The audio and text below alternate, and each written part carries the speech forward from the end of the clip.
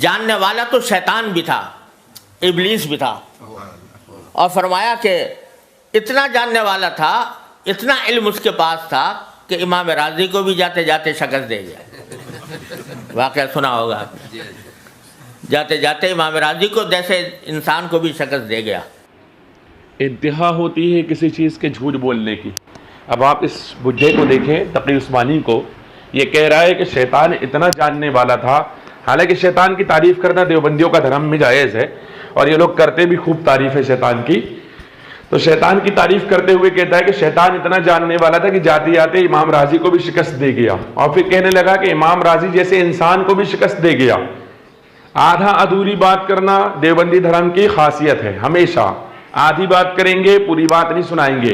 امام راضی کا عقیدہ کیا ہے؟ امام راضی نے کیسے شیطان سے بچے؟ شکست نہیں دیا امام راضی کو، شیطان کو امام راضی نے شکست دیا۔ یہ اور بات ہے کہ امام راضی جواب نہیں دے پائے تھے، لیکن امام راضی نے پھر کس کو پکارا؟ تو اپنے پیر کو پکارا، اور ان کے پیر نے ان کی مدد فرمائی، وہ بھی غیب سے مدد فرمائی، اور پھر امام راضی نے جواب دیا، اور اس کے بعد دنیا سے تشریف لے گئے ایمان کے ساتھ۔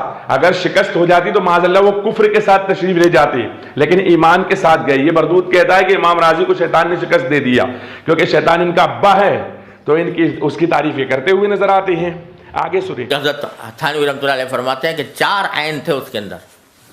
عالم بڑا تھا، عین عالم کا، اور عاقل بڑا تھا کہ دلیل ایسی پیش کر دی، اور فرمایا عابد بڑا تھا، کیونکہ روایات میں ہے کہ پہلے عبادت بھی بہت کرتا تھا۔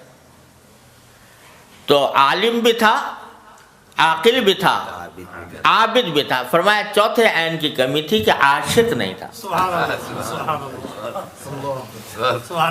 اگر عشق ہوتا تو پھر یہ نہ کہتا کہ خلقتنی من نار و خلقتہ من طین، تو میرا خالق ہے، تو مجھے جو حکم دے رہا ہے، میرا کام تو یہ ہے کہ اس کے آگے سر جھکا دوں۔ تو عالم تھا، عابد تھا، عاقل تھا، مگر عاشق نہیں تھا۔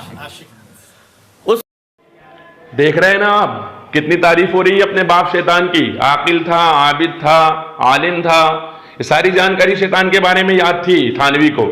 تھانوی کہہ رہا ہے یہ ساری چیزیں تھی اس کے اندر۔ اب میں آپ کو بتاؤں، ہم بھی یہی کہتے ہیں کہ تھانوی میں ایک چیز کی کمی تھی، بس عاشق ہونے کی، ورنہ تھانوی بھٹیارہ بہت شاندار تھا۔ اگر یقین نہ ہو تو بہشتی زیور دیکھے، گوشت گلانے کی ترکیب، اچار بنانے کا طریقہ، مچھلی کا کانٹا کیسے نکالے، سارا طریقہ معلوم ہے اس کو۔ تو گستاخ بھی بہت بڑا تھا تھانوی۔ یہ بھی اگر آپ کو یقین نہ ہو تو دیکھیں حفظ الایمان، حفظ الایمان کے اندر صفحہ نمبر 15 پر جو گستاخی کی، جس کی وجہ سے آج تک امت دست و گریباں ہیں، تو گستاخ بھی بہت بڑا تھا۔ اور تیسری بات یہ گندا بھی بہت بڑا تھا۔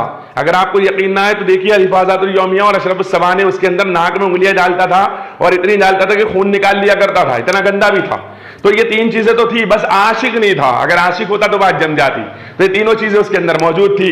تو برادران ملت اسلامیہ، ہر آدمی کی خصوصیت ہوتی ہے کہ وہ اپنے چاہنے والوں کی تعریف کرتا ہے، اپنے باپ کی تعریف کرتا ہے جن سے عشق کرتا ہے۔ اور تھانوی چونکہ شیطان سے بڑی محبت کرتا تھا، اس لیے شیطان کی بڑی تعریف کر رہا ہے، اور اس کے بارے میں بڑی اس کو جانکاری حاصل ہے۔ لیکن یہی وہ تھانوی ہے جس کو کہا گیا تھا کہ رسول اللہ صلی اللہ علیہ وسلم کی شان بیان کر دو۔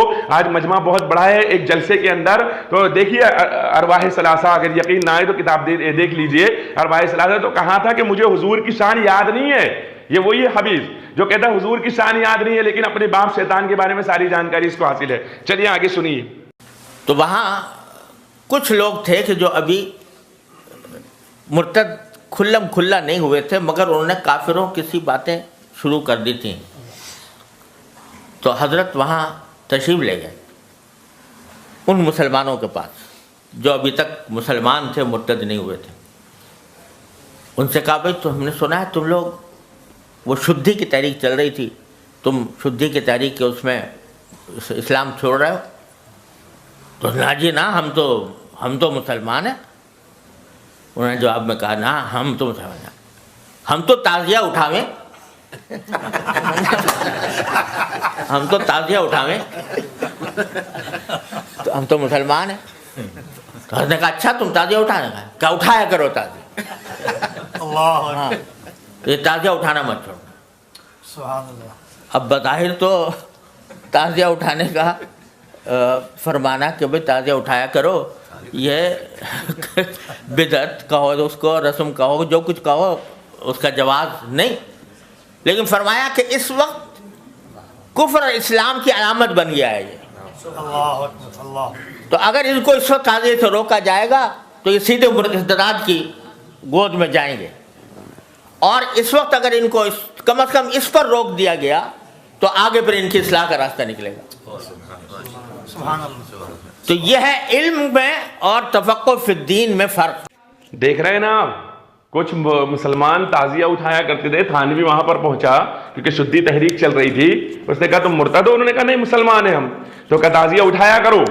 اور پھر کیا کہتے ہیں تقی عثمانی صاحب، یہ بڈھا کہتا ہے کہ بھائی تعزیہ اٹھایا کرو، کیونکہ تعزیہ اٹھانا اسلام اور کفر کے درمیان میں ایک فرق بن گیا تھا.